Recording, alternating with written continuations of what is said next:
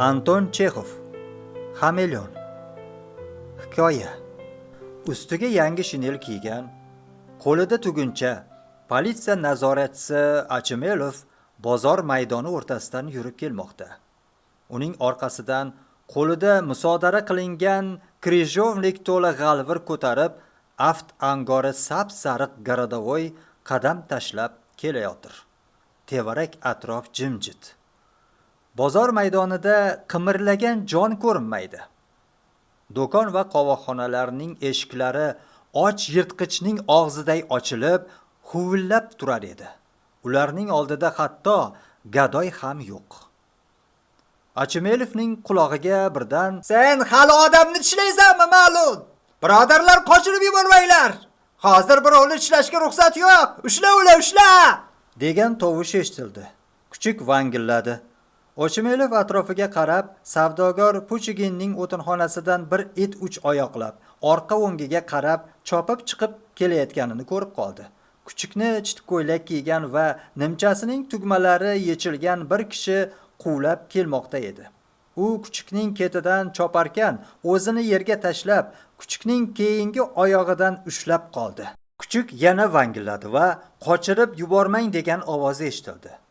Do'konlardan mudroq bosib o'tirgan kishilar kallalarini chiqarib qarashdi va birdam o'tinxonaning oldiga xuddi yer ostidan chiqqandek xaloyiq yig'ildi.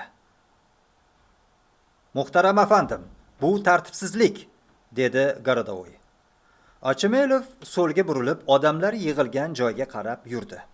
O'tinxona darvozasi oldida yuqorida tasvir qilingan nimchasining tugmalari yechilgan kishi o'ng qo'lini yuqoriga ko'tarib, qonga bo'yalgan barmog'ini odamlarga ko'rsatib turardi. Uning shirakayf basharasi go'yo "Senimi qarab tur, la'nati", deb turar va barmog'i ham g'alaba tug'iga o'xshardi. Achimelov bu kishini tanidi. U zargar Xryukin edi. O'rtada oldingi oyoqlarini kerib, vujudi titrab to'polanning sababchisi tumshug'i uzun, ola toza turardi. Uning yoshlangan ko'zlari javdirardi. Achimelov odamlar orasiga yorib kirarkan, "Nimaga yig'ildilaring? Nima gap? Barmog'ingga nima qildi? Kim qichqirdi?" deb so'radi. Xryukin mushtumini og'ziga tutib yo'talib qo'yib so'z boshladi. "Men muhtaram afandi, o'z yo'limda ketayotgan edim. Dmitriy Dmitrich bilan o'tin to'g'risida gaplashmoqchi edim. Siz meni kechiring. Men ish qiladigan odamman. Mening ishim mayda ish, menga tovon to'lansin. Chunki kim biladi, balki men bu barmog'imni bir hafta qimirlata olmasman. Muhtaram afandim, qonunda mundaqa maxluq kishiga ozor bersin deyilgan emas. Agar har narsa tishlayversa, u vaqtda dunyoda turmaslik yaxshiroq."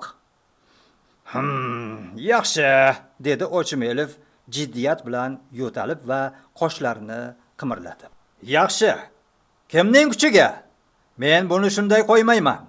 Men sizlarga kuchuklarni bo'sh qo'yib yuborish nima ekanini ko'rsatib qo'yaman. Qarorlarga bo'ysunishni xohlamagan afandilarga ahamiyat berish vaqti keldi. Bu ablahlarga jarima solinsa, u vaqtda kuchuk va boshqa tentirab yuradigan hayvon nima ekanini biladi. Men unga ko'rsatib qo'yaman. Yeldiring", dedi nazoratchi Garadovoyga qarab. "Sen bu kuchukning egasini topib, bayonnoma yoz. Kuchukni yo'qotish kerak, tezda. Quturgan kuchukka o'xshaydi. Bu kimning kuchugi o'zi?" "General Jigalovniki shekilli", dedi kimdir. "General Jigalovniki? Yeldiring. Qani meni paltomni yechib ol. Juda ham kun isib ketdi. Yomg'ir yog'sa kerak. Lekin men bir narsaga tushuna olmadim. U seni qanday qilib tishlab oldi?" deb Achimelov Xryukinga murojaat qildi. "Qanday qilib barmog'ingga bo'yi yetdi? U kichkina, sen bo'lsang katta odamsan. Sen balki barmog'ingni mix bilan teshgandursan, undan keyin kuchukni bahona qilib tovon olish fikri boshingga kelgandir. Sening kim ekaning hammaga ma'lum. Men sen la'natlarni bilaman." Bu muhtaram afandim kulgi bo'lsin uchun yonib turgan papirosni kuchukning tumshug'iga tutdi. Kuchuk ham ahmoq emas, g'irch etib tishlab oldi. Bu odamning o'zi tentak ekan, muhtaram afandim. Yolg'on aytasan, qiyshiq. Ko'rmaganingdan keyin nimaga yolg'on gapirasan? Janoblari aqlli odamlar. Kim yolg'on gapirganini, kim Xudo oldida turgandek rost aytganini hammasini biladilar. Agarda men yolg'on gapirgan bo'lsam, sud hukm qilsin. Hozir hamma barobar. Mening birodarlarim jandarmada ishlaydi. Agar bilgingiz kelsa, tilingni tey. Yo'q, bu generalning kuchiga emas. Generalning bunaqa iti yo'q. Uning itlari ovchi itlar, dedi Gorodovoy ma'nolik qilib. Sen buni aniq bilasanmi? Aniq bilaman, afandim. O'zim ham bilaman. Generalning itlari qimmatbaho zotli itlar. Shu ham itmi? Buning aftini qara, rasvo bir narsa. Shuni ham it deb saqlaydimi kishi?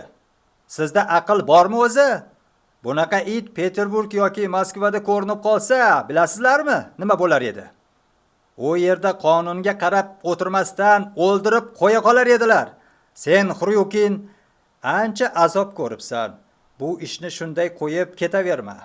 Adabini berish kerak. Vaqt keldi. Ehtimol generalnikidir, deb Gorodovoy ovozini chiqarib qo'ydi. Uning tumshug'iga yozib qo'yilmagan-ku. Bir kun generalning hovlisida shunday itni ko'rgan edim. Albatta, generalniki bo'lsa kerak, dedi kimdir. Yildirin, birodar, paltomni yelkabga tashla. Shamol turgandek bo'ldi. Badanim uvushib ketdi. Sen itni generalning oldiga olib borib so'ra. Itni men topib yuborganligimni ayt. Ko'chaga chiqarmasinlar, aytib qo'y. Balki u qimmatbahodir. Har bir to'ng'iz uning tumshug'iga papiros tekkazaversa, it aynib qoladi. Kuchuk degan narsa nozik maxluq bo'ladi. Ahmoqlik qilib, barmog'ingizni ko'rsatib turishga hech hojat yo'q. Ayb o'zingizda. Generalning oshpazi kelyapti. O'shandan so'raymiz. Hay, Proxor, azizim, qani bu yoqqa kel. Itni ko'rchi, sizlarnikimi? Shu ham gap bo'ptimi? Biz hech qachon bunaqa it tutganimiz yo'q. Bu yerda so'rab o'tirishning hech hojati yo'q, dedi Ochimelov. Bu o'zi sayoq it. Nima keragi bor gapni cho'zishni? O'zim sayoq it deb aytdim-ku. Sayoq-da. O'ldirish kerak va salom. Bu bizniki emas, dedi oshpaz. Bu generalning yaqinda kelgan ukasiniki.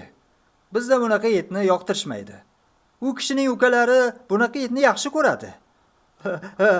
U kishining birodarlari keldimi? Vladimir Ivanovich, deb Ochimelov so'radi. Iyib ketib og'zi qulog'iga yetdi. Uni qaraga. Men bilganim yo'q. Mehmon bo'lib keldilar degin. Mehmon bo'lib keldilar. Uni qarang, yo Xudo. Akalarini sog'inib qolibdilar-da. Men bilganim yo'q edi. Bu o'sha kishining itlari degin. Juda xursandman. Ol, mana buning barmog'ini tishla. Nega titraysan? Ol, mana buning barmog'ini tishla. Ko'rdingmi? Jahli chiqadi-ya.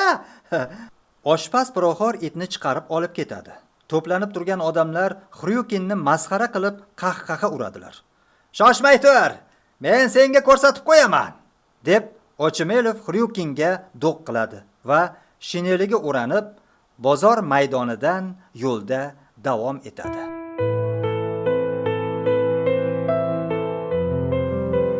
Aktual hikoyalar YouTube kanalini kuzatishda davom eting. Biz siz uchun yozdik. Siz esa tinglab baho bering. Bizdan o'qish, sizdan like va obuna azizlar.